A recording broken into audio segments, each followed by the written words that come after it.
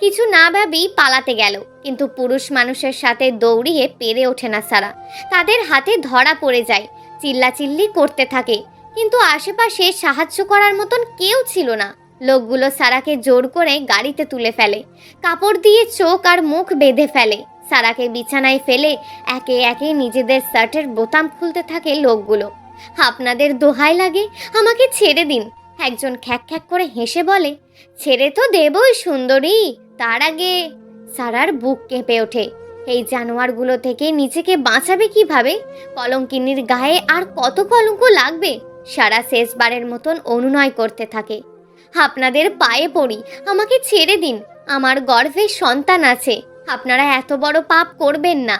সুন্দরী, তোমাকে দেখে তো ক্লাস 9-এর মেয়ে মনে হচ্ছে। তা পেটের বাবুটার বাবা ঠিকঠাক আছে নাকি আমরা স্বীকৃতি দেব? লোকগুলোর হাসি সারার দেহে ঘিন ঘিন লাগিয়ে দিচ্ছে। খারাপ মানুষের ভাষা কোনোদিন ভালো হতে পারে না। এদের থেকে বাঁচার কোনো উপায় নেই সারার। সারার উপর যেই না ঝাঁপিয়ে পড়বে, অমনি সেই সময় দরজা ভেঙে পুলিশ প্রবেশ করে। আজকে তোরা আমাদের হাত থেকে বাঁচতে পারবি না। অনেক টাকা কামিয়েছিস আর এখন মেয়ে নিয়ে ফুর্তি করছিস? বাইরের আলো আর কোনোদিনও দেখতে পারবি না। সারা পুলিশকে দেখে দেহে যেন প্রাণ ফিরে পায়। তাড়াতাড়ি লোকগুলোর পাশ কাটিয়ে দৌড়ে পুলিশের কাছে চলে গিয়ে হাঁটু গেড়ে বসে হাউমাউ করে কাঁদতে লাগে আর বলে, আপনাদের অসংখ্য ধন্যবাদ। আজকে যদি আপনারা না আসতেন তাহলে হয়তো। অতিরিক্ত কান্না করার ফলে সারা ঠিকমতো কথা বলতে পারছে না। পিছন থেকে লোকগুলোর ভিতর থেকে একজন বলে উঠল, তোমাকে যে 5,000 টাকার চুক্তি করে এক রাতের জন্য নিয়ে আসলাম, আর এখন পুলিশকে পেয়ে সাধু সাজার চেষ্টা করছো? সারা যেন আকাশ থেকে পড়ল। ওদের এহেন কথায় সারা নিজের কথাই হারিয়ে ফেলেছে। মানুষ এতটা নিচে নামতে নামতে কোথায় চলে গেছে? একটা নিরীহ মেয়েকে তুলে এনে তার নামে এমন কলঙ্ক লাগিয়ে দেবে? নিরীহই বা কোথায়, সারা তো কলঙ্কিত, আর একটু বেশি কলঙ্ক লাগলো। কিন্তু এই কলঙ্ক কি এখানেই থেমে থাকবে নাকি আরও বাড়তে থাকবে? একজন মেয়ে পুলিশ সারার চুলের মুঠি ধরে, এই পতিতার বাচ্চা, এত ভালো সাজার নাটক কিভাবে করিস? বিশ্বাস করুন, এই লোকগুলো আমাকে তুলে এনেছে, এখন নিজেরা ধরা পড়ে আমাকে মিথ্যা অপবাদ দেওয়ার চেষ্টা করছে। পুলিশ আর কোনো কথাই শোনে না। সারা আর বাকি আসামিদের থানায় নিয়ে চলে যায়। এদিকে এলাকার বড় ব্যবসায়ীরা ধরা পড়েছে সেটা মিডিয়ার কানে পৌঁছে যায়। তারা সাথে সাথেই থানায় চলে আসে। পুলিশের কাছে সমস্ত ঘটনা শুনে তারা সারাকে বাজারের মেয়ে বলে মিডিয়ার সামনে তুলে ধরে। অনেক মিডিয়ার কাজ শুরু থেকে কিছু না জেনেই মুখের কথা প্রচার করা, যার জন্য সারার গায়ে নতুন কলঙ্কের কালি লেগে গেল। নেহা আর নাসরিন বেগম টিভিতে শুধু একটা প্রচারণা দেখে, যেখানে না দোষ আছে সাংবাদিকদের, না সারার, আর নাই বা পুলিশদের। ওই মানুষরূপী জানোয়ারগুলোর জন্য সব আজ অপবাদের ওপর অপবাদ সারার ঘাড়ে এসে পড়ল। সবাইকে জেলের ভেতর ঢোকাতে গেলে সারা বারবার আকুতি মিনতি করতে থাকে আর একবার কথা শোনার জন্য। ওসি মিসেস রেহানার সামনে বসে আছে সারা। হ্যাঁ বলো, তুমি কি বলতে চাও? সারার সাথে ঘটে যাওয়া সমস্ত ঘটনা খুলে বলে। তুমি ইচ্ছে মতো বানিয়ে বানিয়ে সব কিছু বলবা আর আমি বোকার মতন মেনে নেব? আমার পেটের সন্তানের কসম খেয়ে বলছি, আমার কোনো অপরাধ নেই, আপনি যাচাই করতে পারেন। মিসেস রেহানা লকআপের ভিতর গিয়ে ওই 3 জনকে ভয় দেখায় যে সত্য কথা না বললে আরো ভয়ঙ্কর শাস্তি দেয়া হবে। মৃত্যুর ভয় সবাই পায়, তাই তারাও ভয় পেয়ে স্বীকার করে যে তারা মেয়েটাকে জোর করে তুলে এনেছে।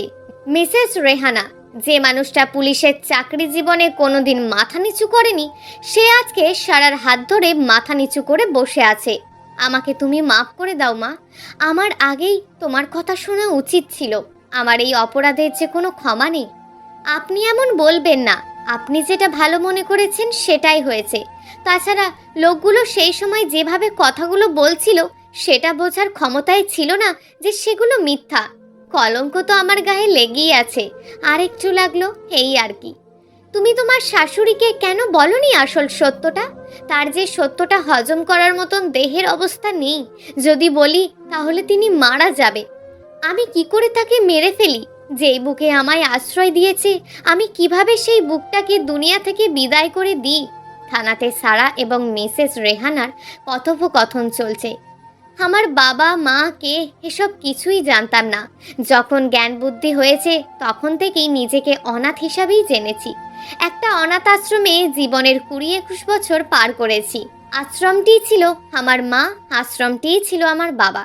কিন্তু এলাকার প্রভাবশালী এক লোকের ছেলে, নাম শিহাব, আমার উপরে কুনজর পড়ে। সে আমাকে আমার বাবা মা অর্থাৎ আশ্রমে থাকতে দেয় না। সে বারবার আমাকে কুপ্রস্তাব দেওয়ার চেষ্টা করে। আমি অনেকবার পুলিশকে কমপ্লেন করেছি এবং আশ্রমের পরিচালককেও বলেছি, কিন্তু ক্ষমতা তাদের হাতে থাকায় আমার কোনো লাভ হয়নি। একদিন রাতে আমার ঘরে বসে আমি কবিতা লিখছিলাম। হঠাৎ দিয়া নামে একটি মেয়ে এসে বলল, সারা আপু, তুমি এখনই পালিয়ে যাও, বিপদ আসছে।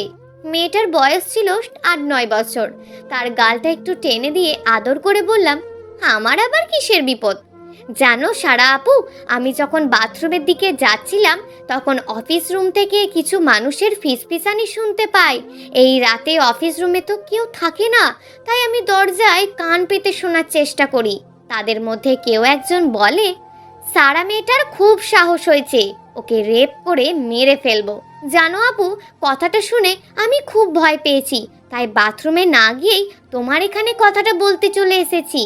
দিয়ার কথাটা শুনে আমার বুকটা কেঁপে ওঠে। যেখানে এত বছর ভালোবাসার সাথে বেড়ে উঠেছি, আজ সেই জায়গায় আমার থাকবে না। নিষ্ঠুর দুনিয়ায় সব কষ্ট যেন আমার উপরই লেগে আছে। দিয়া মেয়েটা জিজ্ঞেস করে, আচ্ছা সারা আপু, রেপ জিনিসটা কি, আর সেটা করলে মেরে ফেলবে কেন? ছোট্ট মেয়েটাকে এই বিষয়টা বোঝানোর মতন কন্ডিশন ছিল না। আমার হাত পা থরথর করে কাঁপছিল, কিছুই মুখ দিয়ে বের হচ্ছিল না। শেষমেশ মেয়েটাই বলল, তুমি তাড়াতাড়ি পালিয়ে যাও, না হলে ওরা তোমাকে মেরে ফেলবে।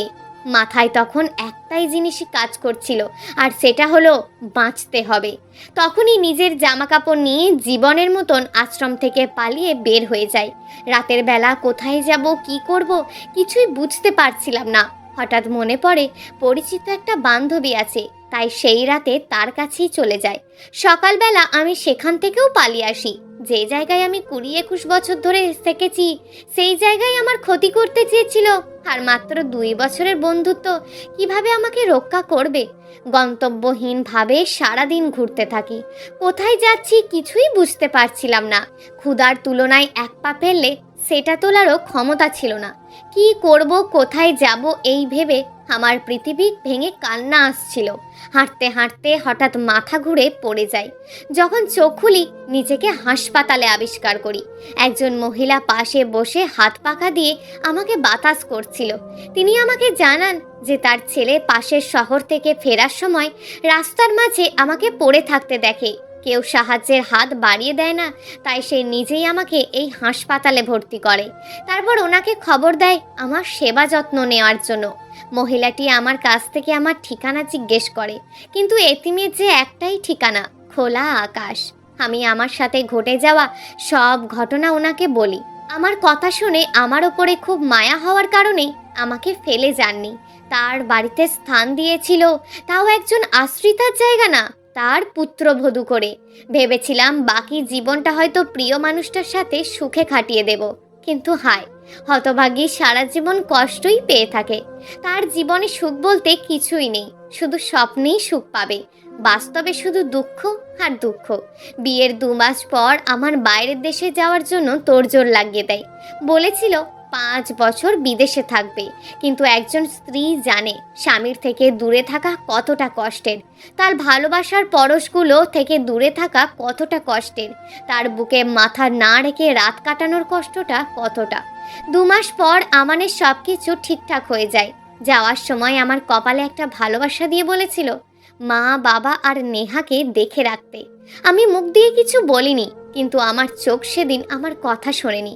এয়ারপোর্টের ওয়েটিং জোনে বসেছিল, হঠাৎ এসে পুলিশ ওকে ধরে নিয়ে যায়। কেউ ওর পাশের চেয়ারে একটা ব্যাগ রেখে ওকে একটু দেখে রাখতে বলে, সেটাই ওর কাল হয়ে দাঁড়ায়। 5 বছরের জেল হয়। একজন পুলিশের সাহায্যে ও ওর বাড়িতে নিয়মিত কথা বলতো। ইন্টারনেট কল দেওয়াতে মা বাবা আর নেহা কেউই বুঝতে পারতো না ও বিদেশে আছে নাকি জেলে আছে। আর আমি অভিনয় করিয়ে যেতাম সবার সাথে। 2.5 বছর পর একদিনের জন্য ওকে বাড়িতে আসার অনুমতি দেওয়া হয়, কারণ এতদিনের প্রমাণ ওর বিপক্ষে গেলেও পুলিশ ভালোভাবেই বুঝতে পেরেছিল ও দোষী না। বাড়িতে আসার আগে আমাকে ফোন দেয় এবং বলে যে রাতে যাব, আবার ভোরে চলে আসব। মা বাবা আর বোনটার ঘুমন্ত মুখগুলো দেখেই চলে আসব। আমি জেলে আছি, ওরা বা মা জানলে তাকে বাঁচানো যাবে না। সেদিন রাতেই বাড়িতে আসে আমান। প্রিয় স্বামীকে 2.5 বছর পর কাছে পেয়ে আর তার ভালোবাসার ডাকে সাড়া দেওয়ার ফলেই আমার এই সন্তান গর্ভে আসে। ভোরে আমান চলে যায়। আমি আমার প্রেগন্যান্সির কথা প্রায় 4-5 মাস লুকিয়ে রাখার চেষ্টা করি। পেট একটু একটু করে বাড়তে থাকে, তবুও যতটা সম্ভব নিজেকে লুকিয়ে রাখি। কিন্তু হঠাৎ একদিন আমার ফোনে কল আসে যে শর্ট সার্কিটে আমানকে যেই জেলে থাকে সেখানে আগুন লেগে 3 জন পুলিশ ও যে 5 জন কয়েদি ছিল তারা সবাই পুড়ে মারা যায়। আমার পায়ের নিচ থেকে মাটি সরে যায়। আমার পৃথিবী যেন অন্ধকার হয়ে যায়। আমি কোনো রকমভাবে বলি তার লাশ যেন বাড়িতে না পাঠানো হয়, মা দেখলে তাকে আর বাঁচাতে পারবো না। ফোনটা কোনো রকমে রেখেই আমি মাটিতে লুটিয়ে পড়ি। ডাক্তার এসে চেক আপ করেই জানায় আমি প্রেগনেন্ট। তারপর একে একে সারা সব কিছু ওসি মিসেস রেহানাকে বলে। তুমি তোমার শাশুড়িকে কেন বলনি আসল সত্যটা? তার যে সত্যটা হজম করার মতন দেহের অবস্থা নেই। যদি বলি তাহলে তিনি মারা যাবেন। আমি কি করে তাকে মেরে ফেলি? যেই বুকে আমায় আশ্রয় দিয়েছে, আমি কিভাবে সেই বুকটাকে দুনিয়া থেকে বিদায় করে দিই? তবুও তোমাকে সত্যিটা তোমার শাশুড়ি